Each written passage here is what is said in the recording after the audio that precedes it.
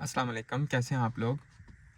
आज की video specifically उन लोगों के लिए है जिनको प्रोसेस नहीं पता है MBBS Georgia admission MBBS in Georgia में या स्टडी एमबीबीएस इन जॉर्जिया और study anything like computer sciences है या आईटी की डिग्री है या कोई और बीडीएस है या नर्सिंग है, कोई भी डिग्री है, उसके लिए जॉर्जिया का क्या प्रोसेस है।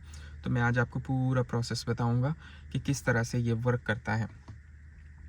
ये काम इस तरह से करता है कि जैसे अब आप देखते हैं यूके है या यूएसए है या ऑस्ट्रेलिया है, आयरलैंड है, इन कंट्रीज़ का जो इंग्लिश कंट्रीज़ हैं इनका थोड़ा सा जो चीज़ें होती हैं वो बिल्कुल स्ट्रेट फॉरवर्ड होती हैं, सीधी सीधी होती हैं। आप ऑनलाइन जाओ, अप्लाई करो, आपको ऑफ़र लेटर आ जाता है, फिर आप फ़ीस जमा करो, फिर उसके बाद जब फ़ीस जमा हो जाती है तो आपको कैश आ जाता है। जब कैश आ जाता है तो आप अपना स्टेटमेंट लगाओ, पासपोर्ट लगाओ, हर चीज़ अपना डॉक्यूमेंट्स लगाओ और जाके अपना फिंगरप्रिंट्स दो और आपको वीज़ा मिल जाता है।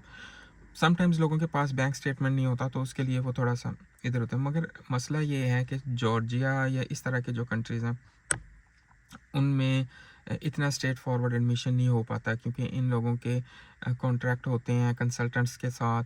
और दूसरा ये कि जॉर्जिया के अंदर कोई पेपर वर्क होता है वो आप पाकिस्तान में या इंडिया में बैठे हुए नहीं कर सकते। फिर आपने आके वीज़ा अपना चेंज करना होता है। जो वीज़ा आप वहाँ से लेके आ रहे होते हैं वो सिर्फ आने के लिए होता है। फिर जॉर्जिया पहुँच के आपको एक टीआरसी वीज़ा लगवाना पड़ता है। तो ये सारा प्रोसेस थोड़ा कॉम्प्लिकेटेड है, तो ये मैं आपको स्टेप बाय स्टेप समझाता हूँ। आप किसी भी एक बंदे को चूज़ करते हैं जिसके ऊपर आप ट्रस्ट करते हैं। आप उनको बोलते हैं कि हमारा एडमिशन करवाएँ या आप ट्रांसफ़र लेके आ रहे हैं या जो भी है। आप एडमिशन लेते हैं, आप उनको बताते हैं तो वो समटाइम्स क्या होता है कि वो आपको ये डिपेंड करता है कि कौन बंदा है, वो आपको क्या प्राइस बता रहा है, ये क्या आपका उसके साथ हो रहा है, उस चीज़ को छोड़ दें। वो करते क्या हैं आपके लिए मैं आपको ये बताता हूँ। सबसे पहले वो आपका एडमिशन अप्लाई करते हैं यूनिवर्सिटी में। मेरा ख़्याल से ये आप डायरेक्ट भी शायद ले पाते होंगे कुछ यूनिवर्सिटीज़ में। आपका एडमिशन के लिए आप अपने डॉक्यूमेंट्स जमा करवाते हो तो यूनिवर्सिटी आपको इंटरव्यू के लिए, जिसमें आपकी वो इंग्लिश एफिशिएंसी चेक करते हैं, वो आपको इंटरव्यू के लिए डेट देते हैं। उस डेट में आपका ज़ूम के ऊपर इंटरव्यू लिया जाता है और वो इंटरव्यू जैसे ही आप क्लियर करते हो अम, आपको 1-2 रोज़ में या 3 रोज़ में उसका जो भी यूनिवर्सिटी है, एसयू है या यूरोपियन यूनिवर्सिटी है या अमेरिकन यूनिवर्सिटी है या कोई भी यूनिवर्सिटी है, वो आपको देते हैं एक लेटर, एडमिशन लेटर, जिसके ऊपर एक जो जो भी यूनिवर्सिटी की स्पेसिफिक होती है। किसी की $150 फ़ीस है एडमिशन एप्लीकेशन की, किसी की 300 है, किसी की शायद ज़ीरो भी होती होगी। अगर किसी की फ़ीस है तो वो आपको सजेस्ट करते हैं कि आप विदिन 12 डेज़ या इतने डेज़ आप अपनी ये आपका लेटर आप फ़ीस जमा करवा दें।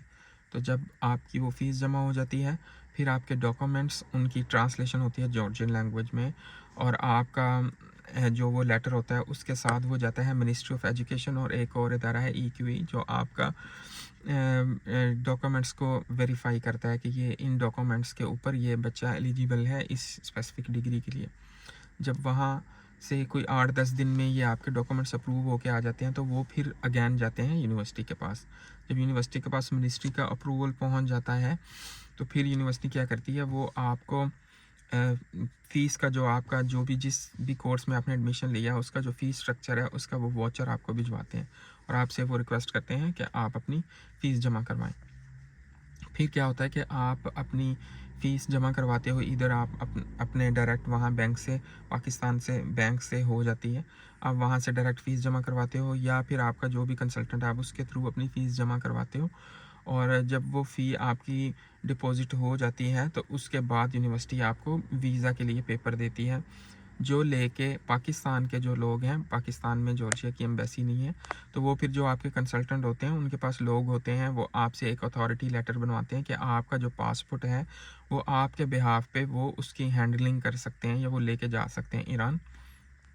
वो फिर आपका अथॉरिटी लेटर और आपका यूनिवर्सिटी के डॉक्यूमेंट्स और आपका पासपोर्ट लेके आपके एजेंट ईरान चले जाते हैं। आपका वीज़ा वहाँ से D3 वीज़ा लगवा के वो पाकिस्तान वापस आते हैं और आपको पासपोर्ट देते हैं।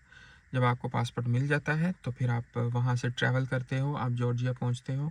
जॉर्जिया आने के बाद आपको यूनिवर्सिटी से एक पेपर मिलता है, वो पेपर लेके आप विदिन 45 डेज़ आप जाते हो जॉर्जिया का एक जस्टिस हाउस है, वहाँ जाते हो। वहाँ जाके आप टीआरसी के लिए अप्लाई करते हो जो कि टेम्परेरी रेजिडेंस वीज़ा होता है। उस वीज़ा के ऊपर आपको फुल टाइम वर्क अलाउड होता है, उसके ऊपर आप बिज़नेस कर सकते हैं, एनीथिंग यू वांट। वो स्पेसिफिक नहीं है कि ये स्टूडेंट है या इसकी ये रिस्ट्रिक्शन है, उसमें कोई रिस्ट्रिक्शंस नहीं है, you can do anything you want. तो ये प्रोसेस है।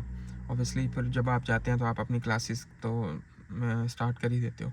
तो ये टोटल प्रोसेस है। अब इंडिया वालों का सिर्फ इसमें ये फ़र्क है कि इंडिया में जॉर्जियन कॉन्सुलेट है, तो उनको ईरान का मसला नहीं होता, वो कॉन्सुलेट में जाते हैं, वहाँ से अपना वीज़ा अप्लाई करते हैं, रेस्ट ऑफ द प्रोसेस उनका भी सेम है। तो ये है सारा, ठीक है। तो ये प्रोसेस था, इसके लिए मुझे रिक्वेस्ट आ रही थी, तो ये आज की वीडियो है। अपना बहुत सारा ख्याल रखिए, हम मिलेंगे अगली वीडियो में।